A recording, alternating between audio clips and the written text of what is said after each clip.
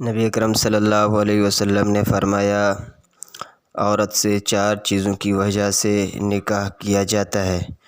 ان میں سب سے پہلے نمبر پر اس کے مال کی وجہ سے، یعنی بہت سے لوگ عورت کو مالدار دیکھ کر اس وجہ سے اس سے نکاح کرتے ہیں۔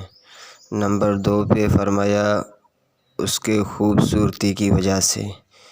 بسا اوقات لوگ خوبصورتی کی بنا پر کسی عورت سے نکاح کرتے ہیں۔ تیسری نمبر پہ فرمایا اس کے دین کی وجہ سے، یعنی لوگوں میں ایک بڑی تعداد عورت میں صرف دینداری کو دیکھ کر اس سے نکاح کرتے ہیں۔